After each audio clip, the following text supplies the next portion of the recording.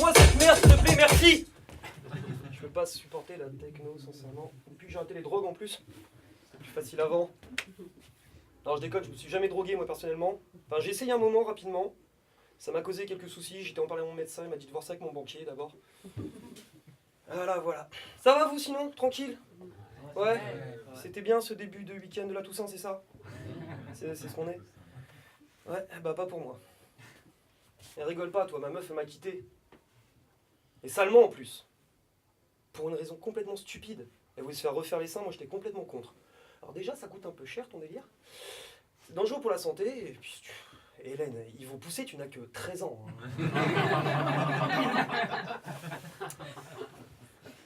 Mais ça aurait pu être moins dramatique, je pense. Parce que vraiment, au début de semaine, j'ai eu un gros souci, j'ai perdu mon emploi.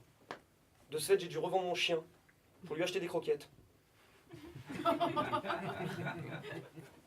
Non, c'est un peu compliqué, franchement, pour moi, de me retrouver célibataire. J'en ai peut-être pas l'air comme ça, mais je suis extrêmement timide. Du coup, en soirée, pour moi, toutes les jolies femmes deviennent les éthylotesses de ma propre timidité. Bon, après, j'avais quelques prédispositions à l'alcoolisme. Déjà, je m'appelle Auguste Alexander. Bonsoir. Et donc, comme vous l'avez compris, mes initiales, ça fait AA, hein, comme alcoolique anonyme. Et ça, je le suis plus du tout. Anonyme. Non, et en plus de ça, c'est véridique. En plus, je viens du Nord-Pas-de-Culture. Il y en a qui savent un peu situer où c'est, ouais. C'est une région dangereuse, le Nord-Pas-de-Culture. C'est le genre de région, par exemple, où en soirée, il faut faire attention à pas trop boire, contrairement à ce qu'on dit. Parce que le lendemain matin, tu sais pas trop à qui tu te réveilles, etc. Alors certes, tu me diras qu'effectivement, ça arrive un peu n'importe dans ça arrive un peu n'importe où, dans n'importe quelle région en France. Mais le lendemain matin, t'as pas envie de te crever les tympans. Ah non, parce qu'une nana qui te dit au réveil, oh gros, c'était beau ce que tu m'as mis hier soir, fût, hein? Quand tu m'as tamponné ma canard, là, comme ça. Oh, vadé, tu m'as déglingué comme un négro. Je vais vous le traduire quand même. Oh mon Dieu, c'était bon hier soir ce que tu m'as mis, garçon. Quand tu m'as tamponné mon canard, et tu m'as fait l'amour comme un négro. Tu devais être grave bourré, chérie, hein, parce que personnellement, j'ai pas le matériel. Non, c'est compliqué, ce genre de situation. Moi, du coup, je me suis lancé pour éviter ce genre de conneries, et surtout d'arrêter de faire ma salope pas bien, dans la pratique de l'onanisme. Il y en a qui savent ce que c'est l'onanisme ici ou pas? Non? Ouais? Il y en a un dans le fond, j'ai entendu oui. Ferme ta gueule, tu vas niquer mon sketch, merci. Franchement, merci. Non, alors l'onanisme, c'est une façon très élégante, très soutenue de dire qu'on se masturbe. Qui est une façon beaucoup plus élégante de dire qu'on est en chien. Ronger des os, quoi.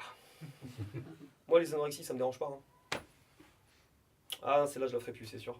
Elle a du mal à passer, je sais pas, qu'est-ce qu'il y a? Il y a un petit bout d'os qui rôde, enfin, je sais pas. Bon, pour ce faire, je me suis lancé dans une pratique un peu bizarre. Bon, en gros, j'ai maté du porno, voilà. Ça aide hein, quand tu es dans l'onanisme. J'étais un soir, par hasard, sur YouPorn. Je dis bien par hasard, hein, parce que j'aurais pu être sur n'importe quel autre site de cul au monde, il y en a beaucoup. J'aurais pu être sur 31milliondechiennes.org, cherche pompier en chaleur. J'aurais pu être sur, je sais pas, Jessica Cassos du 62, cherche 38 000 mecs pour la défoncer. On lui souhaite bon courage vu sa gueule. Ou sur, tu auras ta vidéo si tu me lâches ton numéro de carte de crédit.com. Et moi j'étais sur YouPorn. Il y a des enfants dans la salle ou pas? Parce que je vois pas vraiment. Ouais.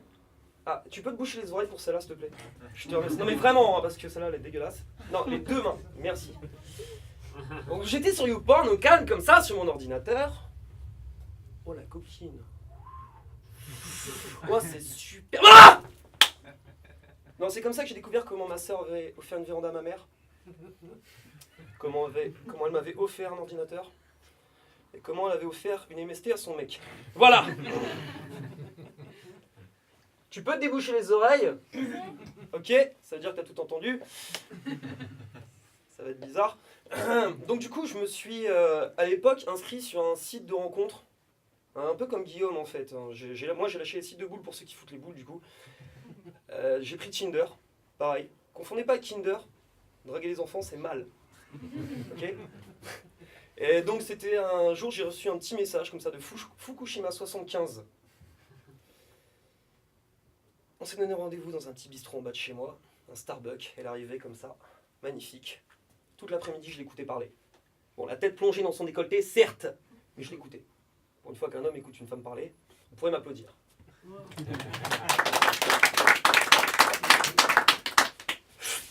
Tu vois, en ce moment, je suis avec un mec, hein, mais il a l'air beaucoup moins gentil que toi.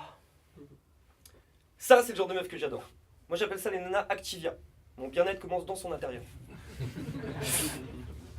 Écoute, je suis pas ce genre de meuf facile. Pour moi, c'est dur d'être à l'aise avec un garçon, tu vois. Un peu comme quand je choisis une paire de chaussures. Elle va finir par se faire lapider à coups de capote. Usagé ou pas n'est pas la question, jeune homme. Écoute, je suis pas une fille facile. En plus, je suis pas sorti avec tant de mecs que ça, une petite cinquantaine tout au plus. De toute façon, je ne compte que les relations sérieuses.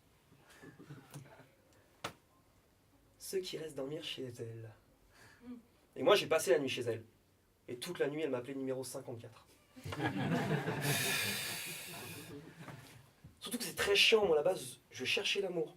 Sincèrement. Je suis un gros romantique en plus, comme tous les hommes. Jusqu'à ce qu'on éjacule. Le lendemain matin, par pur respect, avant de partir chez elle, je lui demande « Que vas-tu faire de ta journée ?» Eh ben écoute, là, on va chez mes beaux-parents avec mon fiancé pour fêter ça. Nos fiançailles et bientôt le mariage. Ça passe pas avec moi, ce genre de truc. L'infidélité, je trouve ça dégueulasse. Sincèrement. Il y en a qui sont pour l'infidélité ici, par applaudissement. J'espère que t'es pas avec ta meuf, tu auras des soucis, toi. Non, mais c'est très compliqué pour moi, l'infidélité. Par exemple, si j'étais en couple, vraiment, et que ma femme me trompait, je pense que je pourrais avoir des réactions violentes.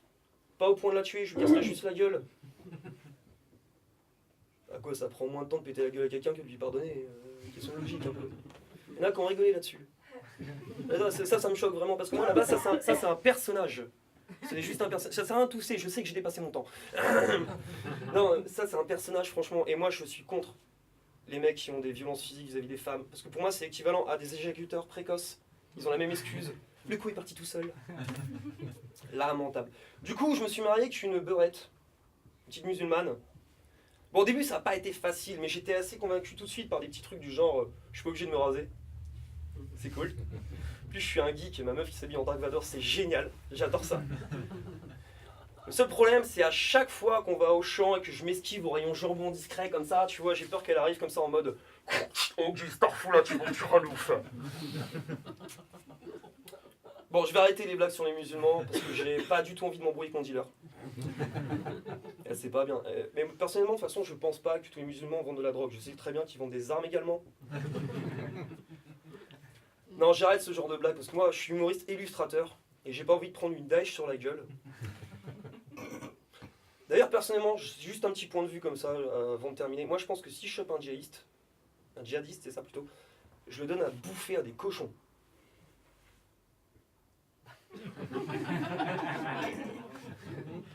Et vous rigolez là-dessus, non mais ça va vraiment pas. Cela s'appelle de la maltraitance animalière.